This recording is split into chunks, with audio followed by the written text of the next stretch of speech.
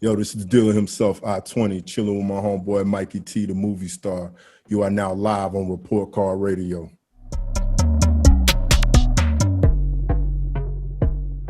So then we move into Break Bread. So this record dropped with a recognizable Ludacris hook, and you guys actually added Bone Crusher to the joint. Luda called me in the middle of the night to say I got this beat from Lil Jon. Lil Jon wanted to make a beat for you. I've already put a hook to a herb and get over here. And I went over there the next day, and him and Lil Jon played me the beat and played me the hook. I wrote the verses in like 20 minutes. Why Lil Jon is not on the version that came out instead of Bone Crusher is because at the time, Lil Jon was suing us. Now, I know it sounds crazy, but he wasn't suing us because we were in conflict. The label suggested that he sue us because Move Bitch is something that he had used on a song a long time ago that we didn't know, because it's actually just a random saying that people would say in the club as they were walking around the club or walking around the dance floor. And so his label suggested that he sue us for the song. And so because there was a lawsuit going on, he couldn't actually be involved in the vocals, even though he's in the video and is a good friend. So what did you think about Bone Crusher coming in and replacing him? He was I was hot, happy. never scared. Yeah, happy. Like, love Bone Crusher. Good dude, good person. So I was cool. I didn't feel like it took away from the record in any way. So I was happy. Yeah, man, like I was saying, based on all of what I'm saying here is like the label put a lot of effort into your album. How do you feel like the push was behind the album? That's harder to say because when it was time for my album to drop is when Chingy decided he wanted to leave Disturbing the Peace. And he and I both went to Capital Priority together because they were looking to sign more than one act from Disturbing the Peace. And so Disturbing the Peace and Capital were deadlocked. They weren't even speaking when my album dropped. They weren't even on speaking terms. So I can't say that the album got the type of push that it should have gotten because my home label and the label that was distributing me was at war at the time. So that was actually my next question. It was about the album actually coming out under Disturbing the Peace / Capital. What led you to actually taking another deal other than Def Jam? Why was it not Def Jam Disturbing the Peace? It was really important to Disturbing the Peace to have us spread out everywhere. They feared the idea of all artists being on Def Jam because their mentality was if there's ever a fracture in a Def Jam relationship, this then has a residual effect on all of the artists that we signed. They were looking at it like, I want an artist on everybody's label. I wanted Disturbing the Peace as the click, but I want my artists spread over everywhere. So they were trying to get us all deals everywhere and then have us have group deals everywhere and solo deals everywhere. So it was really important. And we were following the Wu-Tang model of having a one deal collectively as a clique, but then Ghostface was like on Epic, but Method Man was on Def Jam. And so we kind of were following that model of spreading the money around. So could you take me into Capitol Records courting you a little bit and how that situation came about? You said that they had you and Chingy in their sights. I was my heart and mind was set on Elektra at the time, and because I really liked Fabulous and I liked what they were doing with him, and he was on Elektra at the time.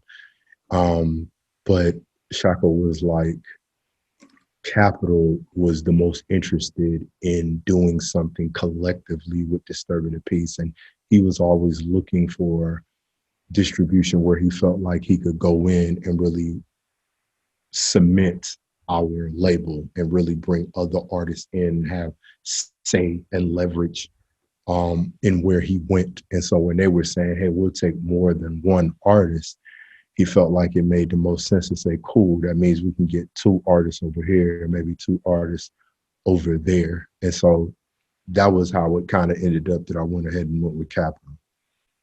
No, Electro was definitely dope as well. You know, they released a Old Dirty Bastard album, right? Mm-hmm. Yep. No, Yeah. man, but I can honestly see, you know, why you guys would all run like that, because if you look at a situation like G Unit and Interscope, it just seemed like with all the acts that 50 was signing, Interscope became bloated, too bloated to actually release all of those projects.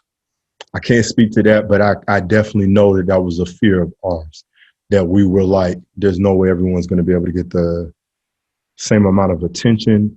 And also, Shaka didn't like the idea that maybe we would be competing with our own roster for release dates and, you know, photo shoots, video shoots, whatever the case may be. So it was really important to him to kind of spread us around. That's a good note, man. Did you ever get a chance to meet 50 Cent or any of the G Unit guys? Yeah, I mean, we toured with 50 and G Unit, and Young Buck was on the Blood in the Water album that was supposed to come out. We were very, very connected to them because Shaka used to manage 50. And as a matter of fact, me and Chris went to 50's album release party for Power of a Dollar. This was before he got shot. And so we've always been very, very connected with G Unit, very, very connected. We've done a tour with them and then a tour with them that was through Eminem when we went on Eminem's anger management tour. All right, so let's tap into that Power of the Dollar release party. Can you tell me about that? Did you all go out to Queens for that? No, it was here in Atlanta at a club called Chili Pepper. And I just remember that it was a decent crowd, but definitely not like what he would be 3 or 4 years later. And Shaka was very, very invested in 50. And, you know, he was just like, you know, your time is going to come. Just be patient, you know, be understanding that this game works in waves. And he took off maybe like 3 years later. That's dope, man. That's dope that you could share that. So later on, you actually went on to actually sharing the stage, touring the same cities with him. You said and on the Eminem produced tour, I would imagine that was the anger management tour. Yeah, the anger management tour. We were on the anger management tour with Eminem and 50 Cent, and it was fantastic. It was incredible. And so, yeah, we know 50 really well. Is that where you got the opportunity to build with Buck for, I believe it was going to be your second album, a feature on your second album? That's definitely where me and Buck got really close and really cool, was on that tour.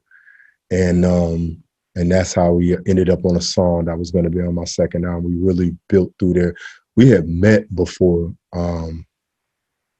at 2 Chainz Hotel. We met there before, but that was just like, what's up, how are you, whatever. But we really, really built our friendship on that tour.